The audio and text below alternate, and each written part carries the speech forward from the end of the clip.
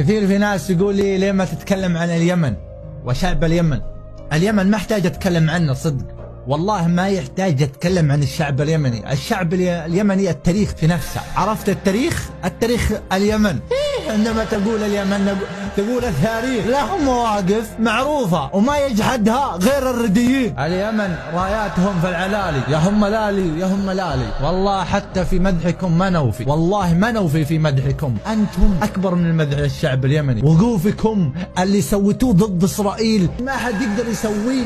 أنتم شجاعة قوة ما تهبون غير الله. يا ليت بعض الدول مثلكم يا أهل اليمن. والله أرفع لكم قبعتي يا رجال. علي الحرام إنكم نوماس وفخر. والله لا قلت الفخر قلت اليمن يفتخر به الراس. والله العظيم ويشهد علي رب العالمين لا قلت اليمن يشوش راسي. وقوفكم مع إخواننا في فلسطين شيء عظيم جدا. والله العظيم إني أحبكم يا أهل اليمن ولكم محبة ومعزة خاصة.